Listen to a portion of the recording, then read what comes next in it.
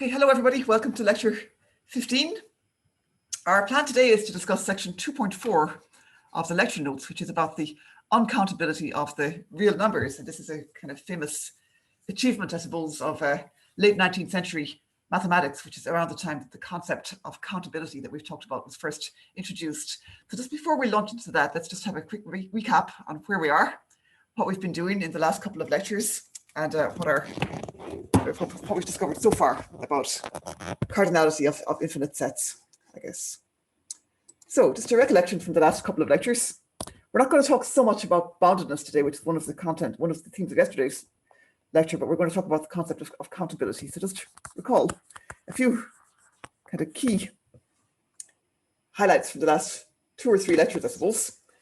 So first of all, 2 infinite sets have the same cardinality if they can be put in bijective correspondence with each other. So 2 infinites, this is the definition of what it means for 2 infinite sets to have the same cardinality. They have the same cardinality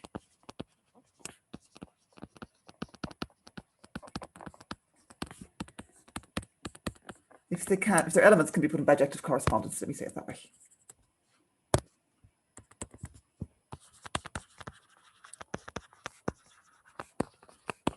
So that means that every element of one set can be matched to a unique element of the other one in such a way that everything in each set has a unique partner in the other set, can be put in bijective correspondence. And of course, if somebody hands you 2 infinite sets, it's not an easy problem necessarily to determine whether or not they can be put in bijective correspondence with each other.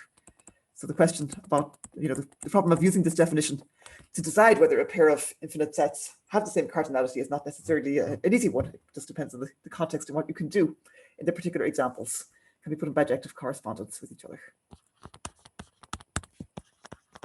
So that's a general definition, and I guess it's an aim to kind of extrapolate the concept of cardinality from finite sets, where the cardinality is just the number of elements, to infinite sets, where you can't really count the number of elements. Okay, so we can't necessarily say what the cardinality of an infinite set is, like as a number, but we can say what it means for 2 infinite sets to have the same cardinality, or potentially different cardinalities, if we can demonstrate that their elements can't be put in bijective correspondence, which we haven't seen an example of yet, but we see an example of that today. Okay. Second thing to recall is that an infinite set is countable. This is a word that was invented to capture this concept. Personally, I think listable would be a better word, but that ship has sailed. So an infinite set is countable if its elements can be listed, can be organized into a list. Okay, and in case, when I first saw this idea, I thought, well, what's the problem? Why can't anything be listed? Well, the problem is that sometimes we'll see today that it's possible to have an infinite set that just has so many elements that they can't be organized into a list with a first term, a second term, a third term, a fourth term, and so on, that includes every element of the set. So an infinite set is countable if its elements can be listed, but the remark is that the meaning of the term listed basically is an infinite set, its elements can be listed if they can be put into bijective correspondence with a set of natural numbers.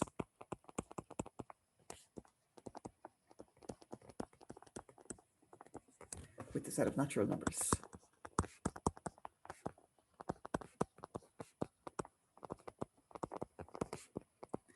And the set of natural numbers is the set of positive integers, 1, 2, 3, 4, etc.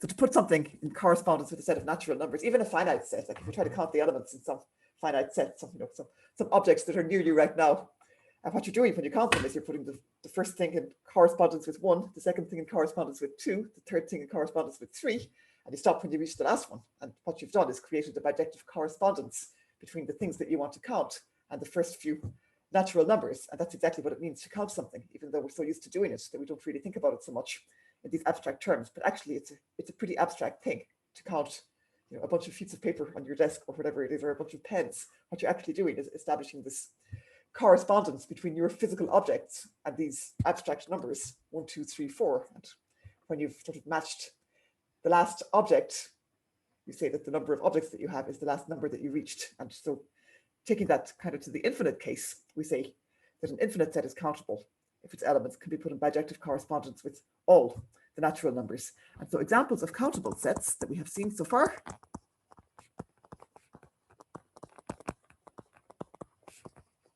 sets of numbers include the set of integers. And our scheme for counting the set of integers, or for putting them into a list, and of course, again, the key point to keep thinking about here is you can't just list them in their natural order, from in increasing order, because then there's no first one. But something that you can do is start, for example, at 0, then take the first positive integer, then the first negative one, then the second positive one, then the second negative one, and so on. And that is a scheme for listing the integers that will indeed pick up every integer. Another example, the set of rational numbers. This is harder to see that this set is countable, but we did see a way to do it. I'll very quickly recall it. It's a way of listing the rational numbers is to create this kind of a rectangular array that has infinitely long rows.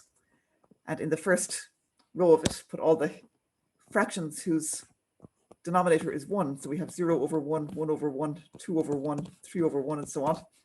Minus 1 over 1, minus 2 over 1. So this first row of the grid extends infinitely to the left and right. Second row of the grid consists of things that have denominator 2, and they're organized so that within each column, the numerators are the same. So we got 0 over 2, 1 over 2, 2 over 2, 3 over 2.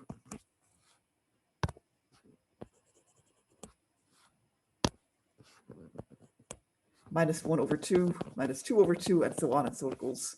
And you continue with this. So the third row, you'll have things with denominator 3. And we can observe that this table continues infinitely downwards in the vertical direction, where the numerators increase as you travel down from 1 to infinity to the natural numbers, and infinity to the left and right. But it does have a first row, but it doesn't have a last row or a leftmost row or a rightmost row. And then you can make a list of all these entries by starting, for example, at 0 over 1 and just making a path that picks up everything in the table. And one way of doing it, certainly not the only way, is to make this kind of path that takes these sort of rectangular loops around 0 over 1 and makes its way through the entire grid that way. And that way we can create a list that picks up every fraction.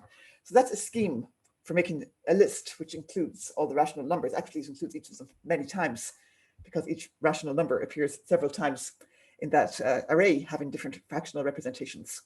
But that's a scheme for listing the rational numbers. And the other thing that we saw yesterday that's relevant to recall right now, we sort of laid some of the groundwork for talking about cardinalities of other sets of real numbers, but we didn't consider the question of countability. So let me just recall from yesterday that, so that stuff is from last week, I guess, about the countability of the integers and rational numbers. And then from yesterday's lecture, which was lecture number 14,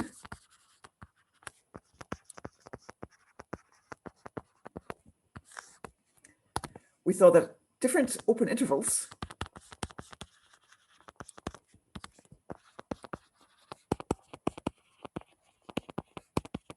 in R, such as, for example, the open interval from 0 to 1, the open interval from 2 to 6, whatever you want, open interval from minus pi over 2 to pi over 2, which was an important one for us for a particular reason yesterday.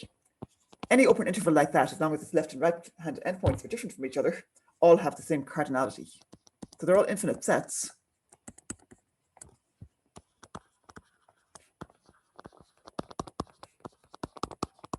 They all have the same cardinality as each other.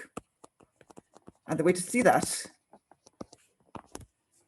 so that here we're talking about bounded open intervals with specified left and right hand endpoints. They all have the same cardinality as each other. And basically the way to see that, or a way to see it, is to take a particular open interval like 0, 1, if you want to set up a bijective correspondence between the elements there, and for example, the elements in the open interval from 20 to 40, basically you can do it by just applying a function that first of all scales the interval that you start with to make it have the right length by multiplying by some suitable constant. So if you start with 0, 1, and you want an interval of length 7, multiply by 7, then you've got the interval from 0 to 7, and then just apply a translation by adding or subtracting the right number to slide your interval up and down the number line, and you can basically set up a bijective correspondence between this open interval 0, 1 and any other open interval with specified left and right hand endpoints.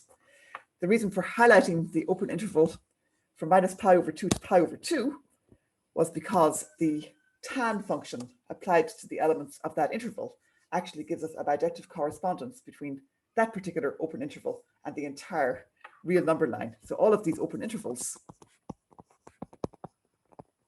also have the same cardinality as the unbounded set, the entire set of real numbers, which is an interesting piece of this whole puzzle as well, that these, the entire set of real numbers has the same cardinality as any bounded open subinterval of itself. So all of these open intervals also have the same cardinality as R itself. So basically the question of whether a set is bounded or not doesn't give us any information about its cardinality. It's part of the story. So all of these open intervals have the same cardinality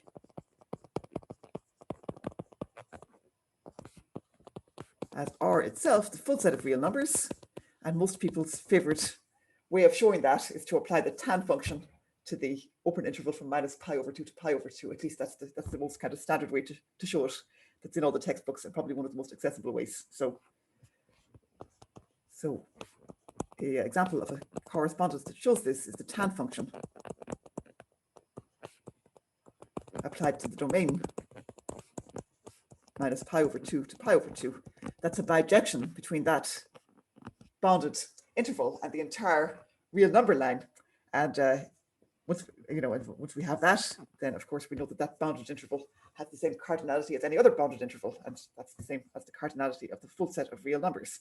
So yesterday we talked about that, but we didn't talk about what this cardinality actually is, whether it's the same as the cardinality of the set of natural numbers or not. So we didn't talk about the question of whether the real number line and these bounded subintervals of it are actually countable, and that is the topic for today. So this is supposed to be one of the kind of highlights of the course. So I hope you'll find it interesting. I certainly do, but I'd also say that when I first met it, I found it kind of astounding, and it took me a long time to get used to it. So, and I think that's also the experience of lots of people.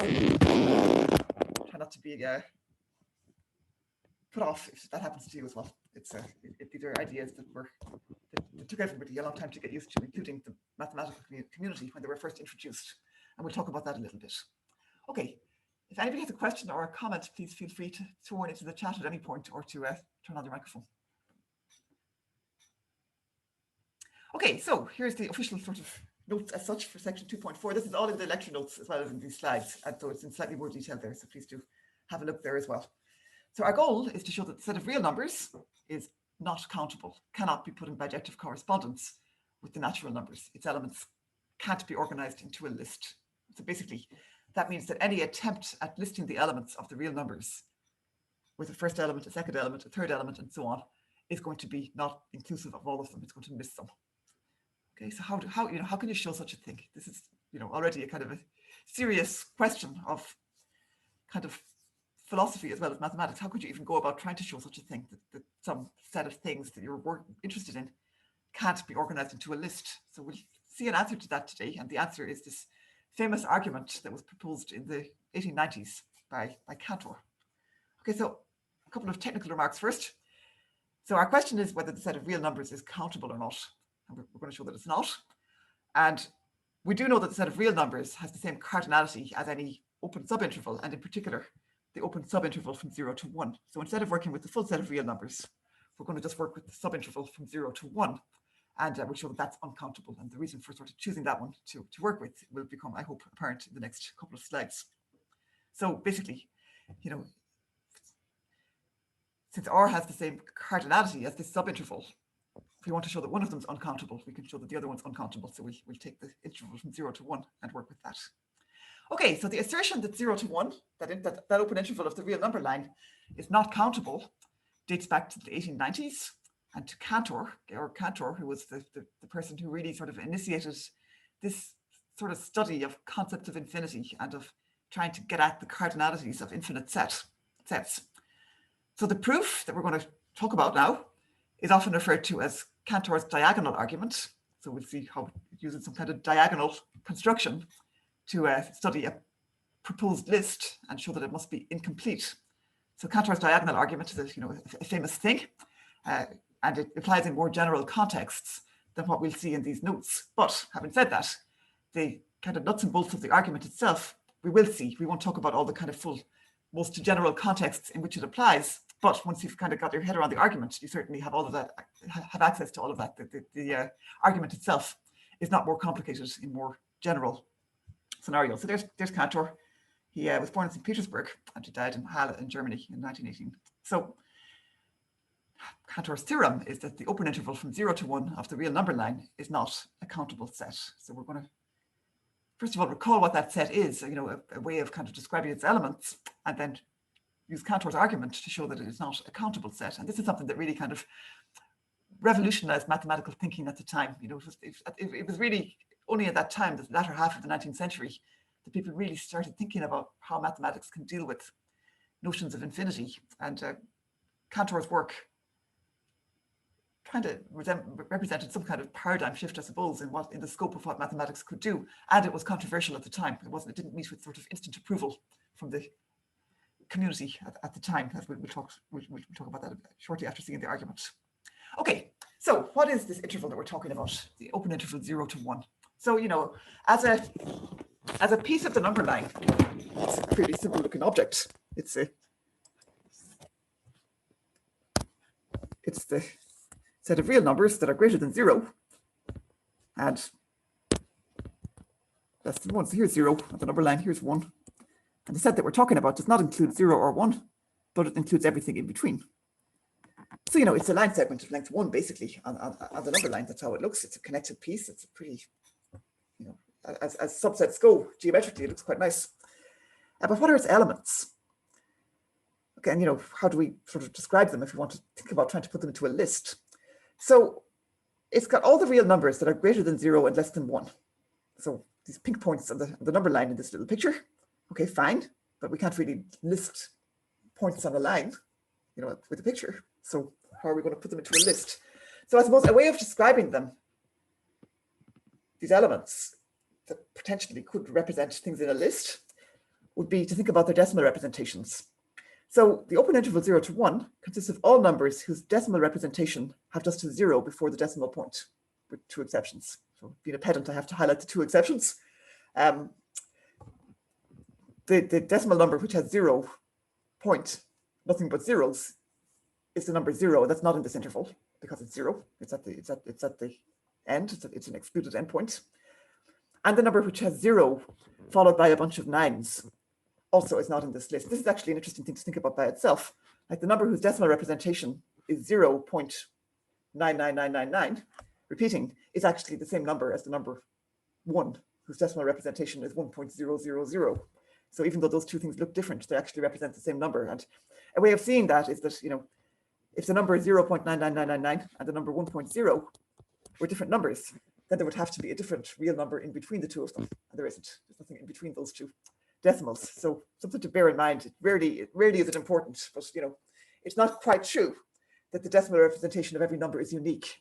There are some that have 2 decimal representations, maybe those that end in a string of 9s or a string of 0s.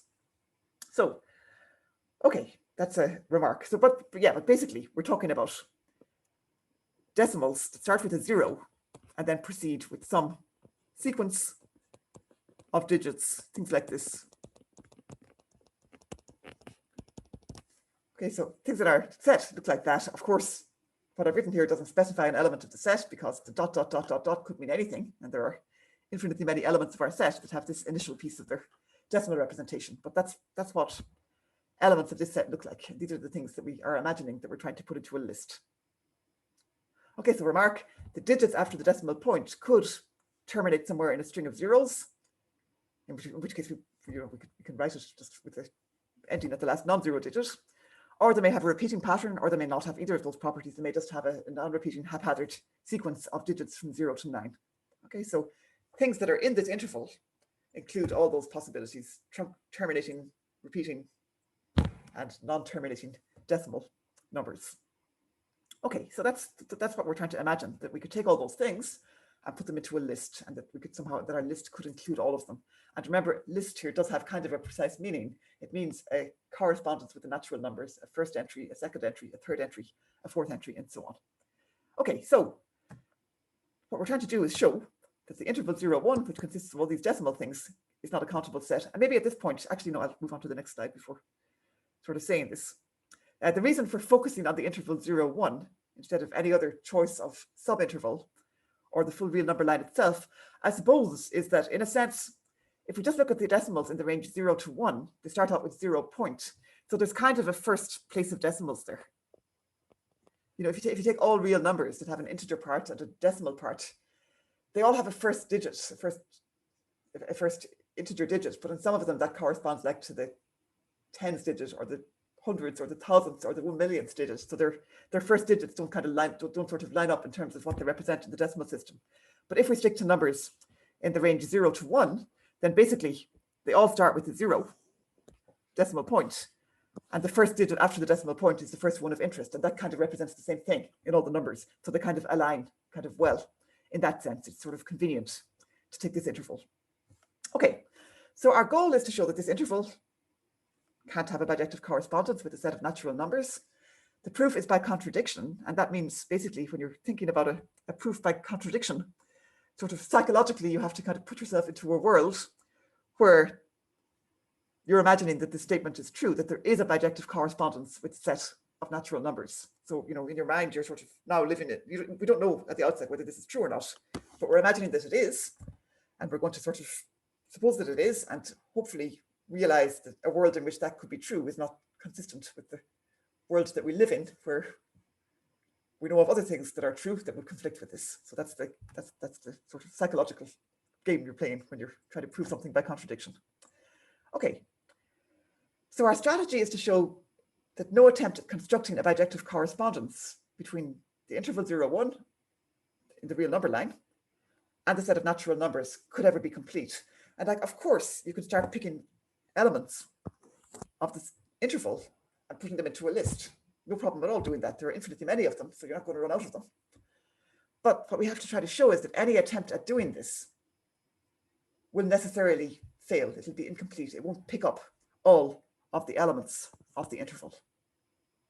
Okay, so we have to imagine that we have some hypothetical attempt, and we have to somehow come up with an argument that shows this can't be complete. And of course, this is a tall order because you can only ever write down like a tiny little initial chunk of whatever the attempt is. So how are you going to kind of construct some kind of general argument about it? And I suppose this is the obstacle that Cantor was able to overcome. Okay, so imagine that we have a listing of the elements of the interval 0, 1. It would look like this table at the end of this slide. Okay, it would list the natural numbers, and it would put each natural number, it would match each natural number to some decimal number starting 0 point list of digits. Okay, and here, of course, we can't even enter the entries here on the right-hand side because these lists of digits are infinite in extent. We can't write them all down. But the natural number 1 would have to be matched to something. Okay, and the something would look generically like this. Okay, well, it might not be that number. The natural number 2 would have to be matched to something. So indeed, not necessarily to this number that I've written, but to something, some decimal number starting with 0 point something. Same for 3, 4, 5, and so on. So that's what a bijective correspondence between the natural numbers and the interval 0, 1 would have to look like, possibly with different sequences of digits on the right-hand side, but that would be its kind of generic appearance. So what we're going to do is essentially by inspecting the first element here, the first entry, and the second one, and the third one, and the fourth one, and so on, we're going to construct an element that would belong to the interval 0, 1, but that couldn't possibly be any of the elements in this list. And this was the so-called diagonal argument of Cantor. So the next few slides kind of outline how we did it. This is something I think that sort of repays multiple revisiting, and it's a kind of deep argument. And I think if you don't digest it the first time you see it, just leave it, come back to it a few times, have it bubbling away in the background, and it'll make more sense if you give it a bit of time. Okay, so that's the picture. We're imagining that we have this attempt that somebody has devised at listing the real numbers in the interval 0, 1, and we're asking ourselves, could they have succeeded? Could this list be complete? Could their list pick up all the elements that they're looking for? Okay, and the idea that Cantor came up with of showing that no attempt of this nature can be successful was to start at the start of the list. So take the first thing in the list, the thing that's matched to the natural number 1. Look at the first digit after the decimal point in that first entry. Okay, so in this particular example, it's a 1. And so what we're going to do is we're going to construct an element x. So we're going to construct an element x, which does belong to the interval 0, 1, so a real number whose decimal representation starts with 0 point stuff. And that's definitely missing from this person's hypothetical attempt at listing the elements of that set. And of course, this is kind of murky ground because the person can only have written down a finite piece of the start of their list. So, how are we going to construct something that we know is not there? Well, idea is start by looking at the first item in the list. Okay, and Cantors' rule, I'm not sure, I don't know even whether this was the precise version of his original rule, but there are different ways to formulate this. So what we're going to do is we're going to say, look at the first digit after the decimal point in the first item in the list. So that's already surrounded there with a pink square. So the instruction is, if this digit is 1, we're going to write 2 as the first digit after the decimal point, so the digit in the corresponding position of x. There's other stuff to be added. But by putting a 2 in the first position, we've ensured that x is different from the first item in our list. Okay, the first item in our list starts with 0.1. Our number x starts with 0.2, so it's not the first thing in the list. Okay, that's not so spectacularly interesting because, we already knew that there are plenty of things that are not the first item in the list, but that's the first step in constructing this x. So x differs from item 1 of the list in its first decimal digit. Okay, if the rule was, if the first decimal digit in the first item in our list was 1, we write 2 as the first decimal digit of our x. Otherwise, so if the first decimal digit in item 1 in our list is different from 1, we write 1 as the first decimal digit of x. Okay, which hasn't happened in this example, but that's what we would do. And so we've ensured that x, whatever it is not the first item in our list. Okay, the next step, which is on the next slide, but I'll write it here for a minute just to see how it goes. Okay, we started constructing this x. It's not the first item in our list. Now we look to the second item in our list, and we look at the second digit after the decimal place there, which is a 0. It's highlighted already in blue, but I'll circle it in pink as well. Okay. And we use this entry to decide what the second digit of our x is going to be. And again, the rule is, if the second digit in the second item in the list is 1, we write a 2 for the second digit of x. If the second digit in the second item in the list is not 1, we write 1 for the second digit of x. That happens in this particular instance.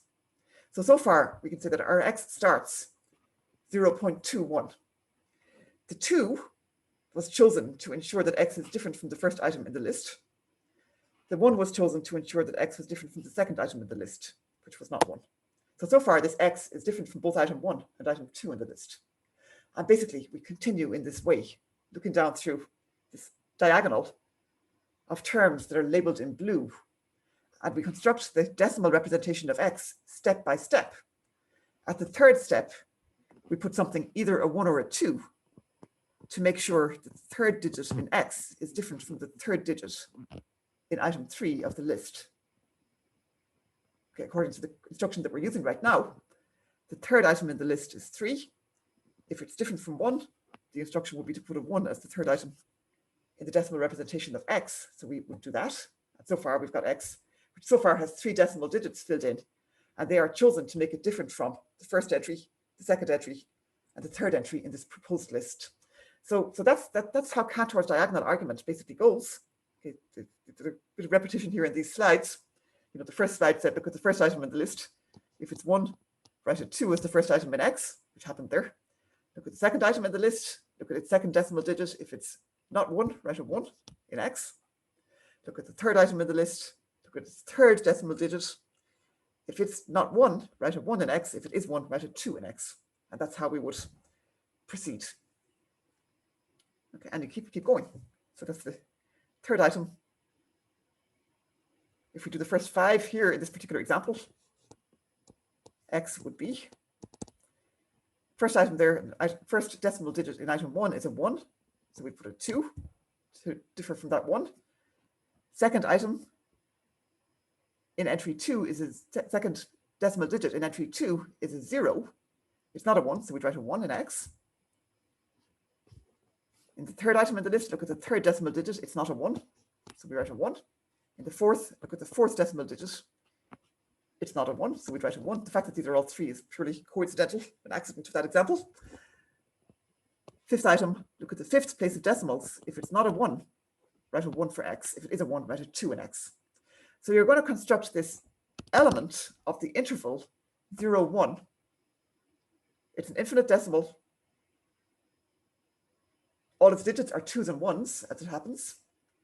But the 2s and 1s are chosen step by step at every point to make sure at the first step that your x is not the first item in the list, to make sure at the second step that your x is not the second item in the list, to make sure at the third step that it's not the third item in the list. And you can continue to produce an example of a decimal number between 0 and 1 that is missing from the list. Okay, so here's the end of this slide is sort of what hopefully captures the argument. You know, this x that you construct, it's not the first item in the list because it differs from that in its first decimal digit. It's not the second item in the list because it differs from that in its second decimal digit. It's not the third item in the list because it differs from that in its third decimal digit, and so on. You keep going with this. It's not the nth item in the list because it differs from that in its nth decimal digit. So you've succeeded in constructing an element x that is different from all the things that are in the list. Okay, and you could say, well, okay, I mean, what does that tell us really? You know, you could take this x and you could insert it into your list as item 1, and then you could shove everything along by one step, and now you'd have a list that would contain your x. But the point is, you can repeat this argument. You can produce another one that's missing from that list. So no matter what the list is, you can produce something that's missing from it. And of course, this particular kind of scheme of choosing the digits of x to be either 1 or 2, according to whether the digit on the diagonal, this diagonal strip, is kind of what they might call Cantors diagonal. It's basically the strip of things that you look at to ensure at each step that the x that you construct is different from the item in the list. So, you know, we did it, the kind of rule that we set up there was just to take, you know, was to say, well, when we're at a particular stage, if the entry in the relevant position of the item in our list is 1, put a 2 in x. If the entry in the relevant position is not 1, put a 1 in x. And that's enough to make sure that x is different from item n in the list at every point n. But of course, the choice to just use the digits 1 and 2 was completely, you know, that wasn't necessary. We could have easily devised different schemes. So, you know, we're saying that even if you just restrict yourself to the decimal digits 1 and 2, you can construct an example of an element x that is missing from whatever the list was. You can do the same with any other choice of 2 digits, or indeed of any other choice of 2 or more digits. So, you know, this is not the only way to do this. It's a way of doing it that produces an example of a decimal number whose digits happen to just be 1s and 2s that is missing from the list. But of course, the choice of using this particular scheme with 1s and 2s is not essential to the argument. You could easily come up with different versions of that.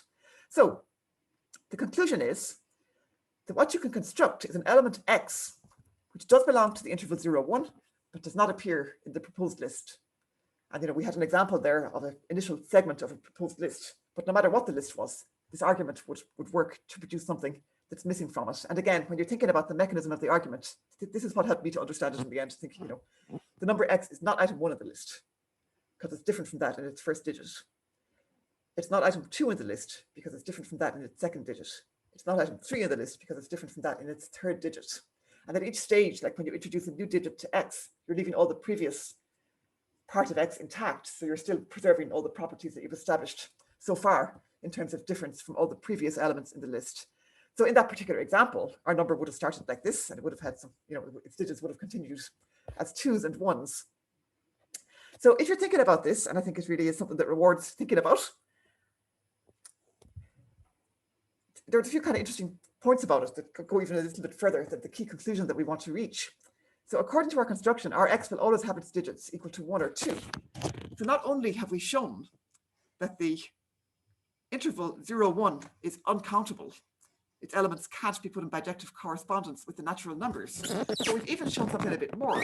We've shown that no matter what list you start with, what attempt you start with at listing the elements of the interval 0, 1, there's an example whose digits are all 1s and 2s that's missing from it. So not only is the entire interval uncountable, even the set of numbers whose decimal expansion contains only 1s and 2s is uncountable, because no matter what list we have, we can produce an example of something whose decimal digits are 1s and 2s that's not there, that's missing from it. So a really interesting question, if you want to really sort of test your understanding of this argument, is to ask yourself, and this is something that, we've seen kind of constructions that show the countability of the rational numbers and the natural numbers, and now we've got this argument about Cantors' diagonal argument to show that the interval 0, 1 of all real numbers in that range is not countable. So if you really want to kind of challenge yourself and your understanding of these deep concepts, I think a good exercise, kind of mental exercise to challenge yourself with, is to ask yourself, if you try to apply the same idea just to the rational numbers in the interval 0, 1, there's loads of them, all the fractions in that interval, there are infinitely many of them. Why would the same argument not succeed to show that the set of rational numbers in the interval 0, 1 is uncountable?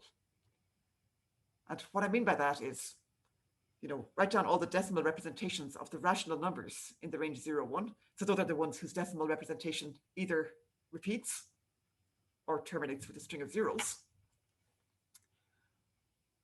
Could you not apply the same argument to that? Like, imagine you had this list like that with rational numbers represented by decimals, and do the same trick, construct something that isn't there. Why would that argument? So, if what we're doing is consistent, it should be robust, it should be true, that the rational numbers are countable. It should be possible to put them in the list, the rational numbers in the range 0 to 1. Why would this Cantor diagonal argument not apply if you were trying to use it to construct something missing from a listing of the rational numbers in that interval?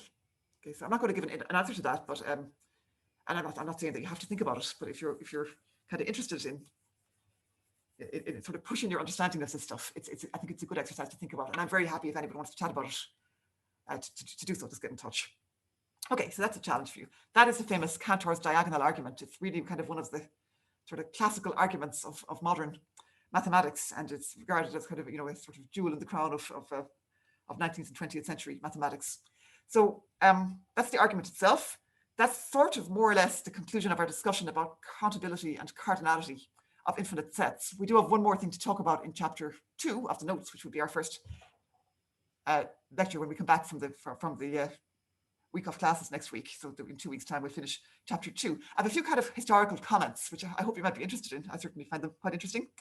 Just about the history of this and about where it came from and about how it kind of changed the course, or at least added some new dimensions to the scope of mathematics.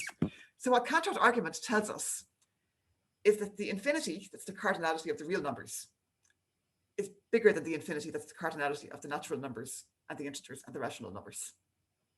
Okay, so basically, you can't put the real numbers or even the real numbers in a bounded open interval into bijective correspondence with the natural numbers. There are just too many of them.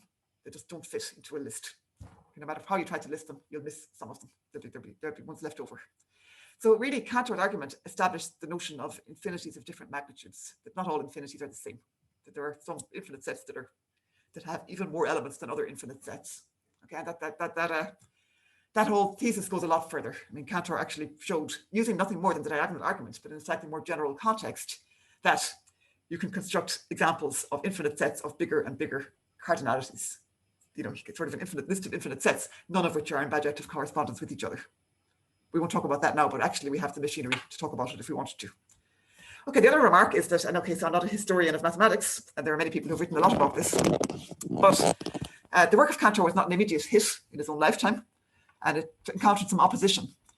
And in particular, there were kind of different schools of thought about how mathematics is constructed and what it can deal with.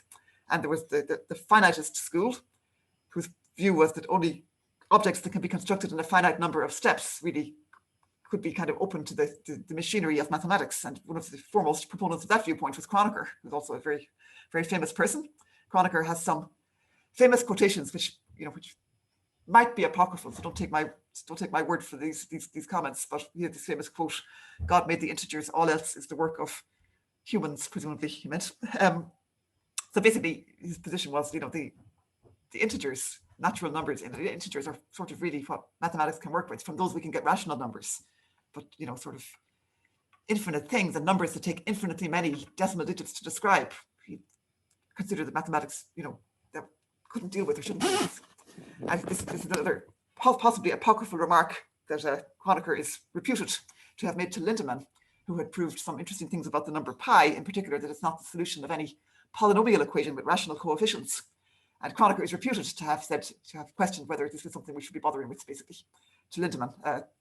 There are various accounts of this statement having happened or not, but certainly Kronecker was skeptical about this direction of studying different notions of infinity and the work of Cantor and others. Cantor also had some admirers who were very influential and whose viewpoint sort of was the one that actually did persist. And Cantor's work is now, of course, embedded firmly into the mainstream and no longer controversial. But David Hilbert was one of the most, I guess, remarkable mathematicians working at the time.